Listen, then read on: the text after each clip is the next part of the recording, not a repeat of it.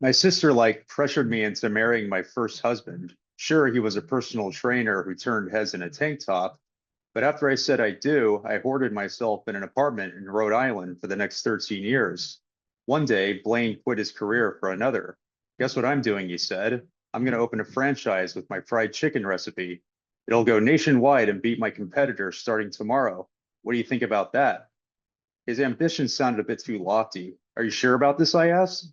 Yes. Will you support me while I do it? He said. As a bartender, I did what I could, but Blaine changed from his motivated self.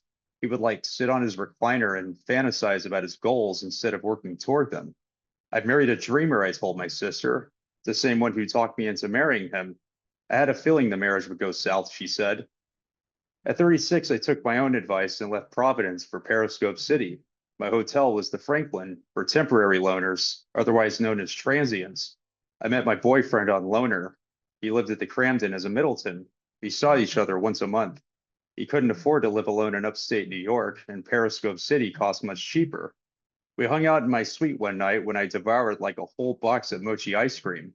Nate watched me eat it.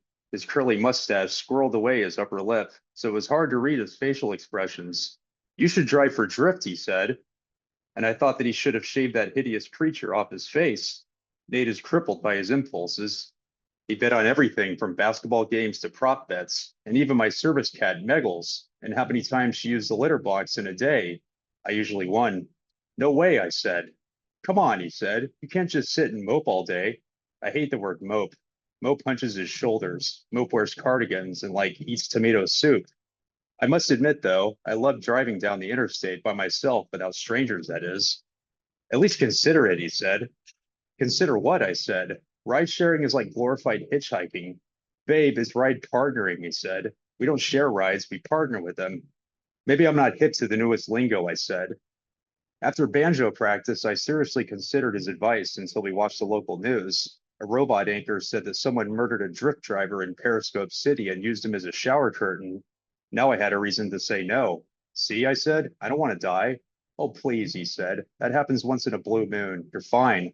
A gambling addict was trying to tell me how to live my life. Meggles hopped onto my lap. I ran my hands through her fur. She pawed her chest for more food. She always decided the verdict. What do you think, Megs? I asked. Should I follow Nate's advice? She meowed sharply. I raised Meggles over my head, but she refused to give me a high five, which meant no, stay away from that job. She hated Nate because of Al, his pet service Al. Even though she looked out for my best interest, I refused to stay home with my cat all day. I preferred to go shopping and buy a fancy new purse instead. Fine, I said, I'll apply, but it's your fault if I end up as a lampshade. Trust me, you'll be okay, he said. The application for drift contained three questions. Name, Katherine De Laurentiis. Criminal record? No.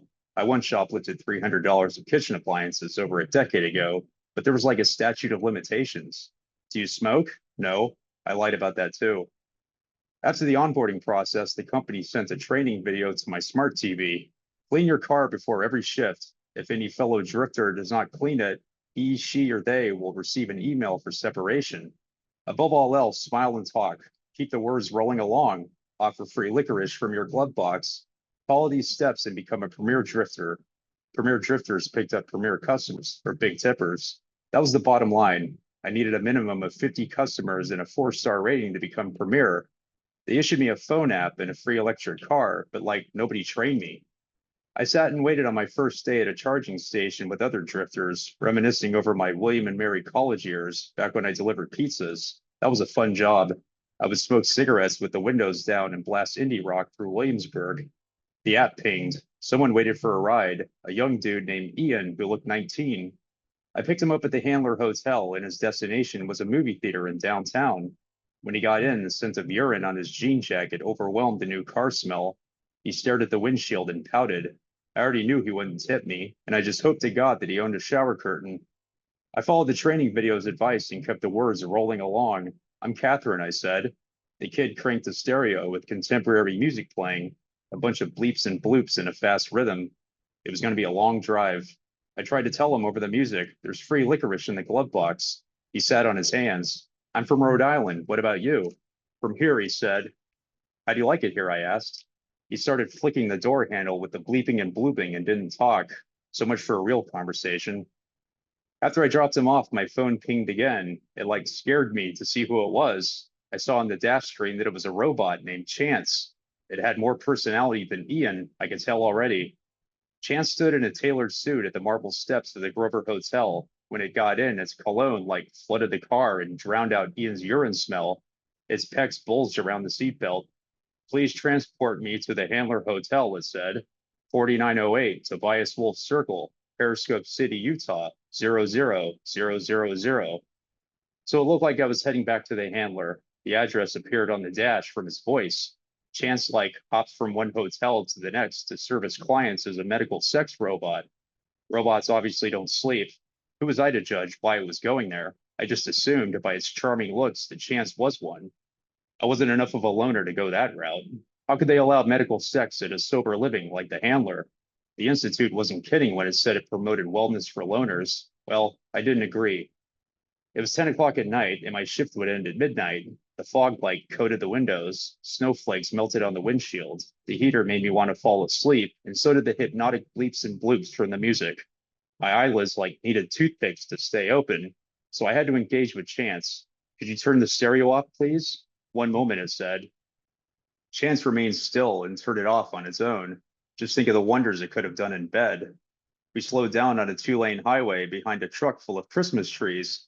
I thought about those trees as if they were humans. Some of them would end up in living rooms for families to dress with lights, bells, and candy canes, while other trees were missing branches, or their branches were thinning, or both. Those were the rejected trees. Where would they go? To the wood chipper? What does a wood chipper feel like? I had to distract myself from those morbid thoughts. What's the forecast? I said. Chance stared on at the road with his hands on his knees, never slouching. Wednesday will be 30% precipitation, while Thursday will be 50%. Highs in the 40s and lows in the 30s. Would you like to hear the Dow Jones? No thanks, I said. What else is on your mind? It asked. I was about to vent my frustrations to a search engine with a penis. My boyfriend talked me into this. Quick disclaimer, it said. This exchange is being recorded for quality assurance. Of course, so much for disclosing my love life. I said, what's at the Handler? I apologize, but I must refrain from sharing confidential information, it said. Where had my life gone? Driving medical sex robots to their patients. But I'd chosen to live there and do that job, to think people would bait me into making awful decisions in my younger days, from taking clogging classes to majoring in communications. And how could I forget about Blaine, my ex-husband? My boyfriend and I have been together for 6 months. What do I do with him? 6 months is a long-term relationship, it said. It is? We've seen each other like 6 times. According to a May article in the Periscope City Gazette, most relationships in town last up to 3 weeks, it said. Congratulations on your commitment. I guess I'll have to agree with the statistic, I said. I can depend on any news source from the internet, right? Chance kept his mouth closed. He has addictions, I said. Like, how do I stop him? Communicate openly and compassionately, Chance said. You must know how to manage a challenging conversation. If you wait longer, the more difficult it will be.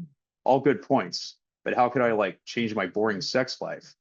Hey, Chance, I said, can you look up sexual dysfunction? I'm asking for a friend. What is your question? It said. The side effects of a drug she's taking. What is the prescription? I brought up Zonopernil, a drug for loneliness. Sexual dysfunction is not a known side effect of Zonopernil, it said. On the contrary, it is supposed to heighten your libido. I mean, her libido. It must be a psychosomatic problem. Chance wasn't helping my confidence with his information. I hit the brakes at the front steps of the Handler Hotel. Mostly loners with trust funds stayed there. The hotel soared above the others, with a penthouse suite on each floor, 50 floors of which stood about a third taller than my hotel. Whatever. The gray wooden building had a pointed roof with mammoth front doors that gleamed beneath a mustard brown awning. I'd always dreamt about living at a luxurious hotel like the Handler, but I wasn't an alcoholic. I was a foodaholic. And ever since my childhood, I'd wanted to live in hotels as an adult, just staying at one after the other. A robot valet snapped a golden button on his blazer. When it opened Chance's door with his silk gloves, it ignored me like I was a dust mite. Good luck on your journey, Chance said. I grew envious toward a robot because it was going into the Handler Hotel, and I wasn't. The Franklin was about as sophisticated as a Holiday Inn. I needed comfort food, so I drove to the closest convenience store for ice-free mochis. Ever since Chance, the ride partners either bored me, annoyed me, or repulsed me. All of them were human beings. I wished I could just pick up robots. They were the only things to have a decent conversation with. I kept telling myself, today is my last day. One of them stared at me with bug eyes. Will you take your shirt off for $30? He said. I'll tip you. I reported him through the Drift app. Ha, what a joke, Nate said. Yeah, like real funny. How can my boyfriend laugh at that? Drift replied a week later. Thank you for your feedback. We will handle this matter justly and promptly. They took their sweet ass time, but at least the pervert was gone for good. I ignored Nate for several weeks after his inappropriate behavior to my crisis. He texted me, I'm worried about you. I loved him for his independent spirit, but he began turning needy. I soldiered on with Drift. Some nights naturally dragged longer than others. On Christmas Eve, I drifted for over 2 hours without a passenger. My thoughts whirled incessantly on the interstate. Maybe chance had told the truth about the drug. I'd come to the stark realization that I wasn't attracted to Nate. His mustache made him look like a 19th century parlor magician. His family members, some he hadn't even met, helped him feed his addiction with loans. There was a hell of a good reason he'd coax me into that job. He would ask me to send him money through a phone app. The way my immediate future looked, I would fall short of buying a fancy new purse. There had to be some way to break up with him without destroying him. I was stuck behind another truck full of Christmas trees. The electric car slammed the brakes on its own at 70 miles per hour. Smash! Everything happened in an instant. The trees collapsed on the windshield and crushed the hood. Thank God for the seatbelt. Otherwise, the wreck would have turned me into lunch meat. I ended up in a hospital bed with a pinched nerve in my neck. It was the same feeling as the time when I picked up a sock the wrong way. A human doctor checked on me. On a scale of 1 to 10, 1 being a scratch and 10 being childbirth, how do you feel? He said. I couldn't see myself experiencing childbirth. A 7, I said. He administered morphine, which numbed me for a little while. I felt dopey, which was a good thing. In the meantime, Nate sent me a text. I'm coming to see you. Solitude was my chicken soup, so I wished he would have stayed home. But I felt an obligation to let him come over because he was my boyfriend. Half the building was a veterinarian clinic, so the hospital allowed service pets. I texted him back, please bring Meggles. He had my hotel card. Not a second after they showed up did Meggles leap onto my bed. Nate closed the door. What happened, he said. I got stuck in La La Land, and my car ran into a truck full of Christmas trees. I remember the trees on my windshield, but can't remember anything else. Where do you hurt, he said. It's a pinched nerve in my neck. I'm okay. He hugged me and kept hugging me. The pain turned to an 8. I worried about you, he said. You haven't texted me back. Do you resent me for some reason? I did, a little. But how could I express my resentment then? A lot has happened, he said. Al has flown away. Good for Al. Oh, Nate, I said. I'm really sorry. What happened? One night, as usual, he flies out of his birdie hole to catch mice. The next morning, he's gone. He's been missing for 4 days. The animal rescue team has been a letdown. I keep going out and calling his name. Al, like most owls, belonged in the wild. But what about Nate? Where did he belong? He had a dark blue face in the room. I bled for him, but only so much in the hospital. Why did I talk you into that stupid job? He said. Half the onus I placed on him, the other half on me because I'd ultimately chosen to drive for Drift. I'm able to decide for myself, I said. So can Meggles. 3 days will go by without me seeing her. She wanders off somewhere and then she comes back whenever she wants. I still feel responsible, he said. My gambling problem has gotten worse. I lost 1,500 on New Jersey last night. I didn't know how severe his losses were. There's an urge to bet on the game tonight. What do you think? Should I seek counseling? There's a group in town, but am I ready to admit my problems to a bunch of strangers? After the morphine kicked in, I fell half asleep. No, I said. No? No what? No, I'm not giving you advice, I said. Why not? Because no advice is the best advice. What does that even mean? He said. It confused me just as much. Nate had to trust his gut because he constantly asked me for advice about everything. Most people thought they knew all the answers. Nate couldn't recognize their arrogance. I could totally relate to that. That was why we were together. His thoughts and feelings, however, conflicted with mine. I had to let go of my other cat after she disappeared, I said. The one before Meggles, he said. Yes, in Rhode Island. She ran away and never came back. I respected her independence. She wanted to spend her time by herself. The both of us benefited without each other. Meggles squinted at me. What's wrong, Megs? I asked. Her green eyes told me somebody else in Periscope City could have been waiting for me, but I didn't want anyone else. Decisions, decisions. She purred at me and leaped onto a windowsill. Do you want me to leave? Nate said. I am getting sleepy. He kissed my forehead and left the door to the hallway cracked open. A yellow light beamed across Meggles' body. She returned to me after he'd left. At one point, the morphine hit me and I fell fast asleep. The doctor released me the following day. I wore a neck brace. Megals and I took a self-driven drift back to the Franklin. Common sense told me to quit the job after I'd almost died from Christmas trees, but I decided to drive rather than sulk all day. They sent me a brand new electric car. Drift paid me enough money to charge the car, and that was it. I still wish for a fancy purse. Customers like that Ian kid refused to tip me. Robots and most people undervalued ride partnering. I may as well have volunteered. Fuck everything. I revisited my college years by opening the window and lighting cigarettes. White ash snowed to the carpet, reducing the vehicle to an ashtray. I stuffed the red licorice in my mouth in front of passengers. They had to put up with my dissonant voice when I began singing. My rebellion persisted. After too many negative reviews, Drift sent me an email for separation. Fair fucking well. Without a job or a boyfriend, I treated myself like a queen again, with Megals, mochis, my couch, and the flat screen. But things bored me in a matter of weeks. I was haunted by the dark side of loneliness. The Zonoprenil stopped working. Having other people around really mattered, but only for 15, 20 minutes. Then they had to leave. I missed Nate's body next to mine, so I went to his suite at the Cramton. He'd shaved that fugly rodent off his face without me having to ask, and he bought me a gift, a new white leather purse. I smiled for the first time in I don't know how long. Nate, why did you? I said. It's okay, he said. I went a week without betting. How do you feel? Empty, but in a good way. The longer you go without it, the less you'll miss it, I said.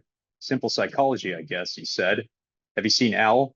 He might be gone for good, but I'm not, I said. He felt like warm laundry right out of the dryer and into my arms. I take it things are back to normal, he said.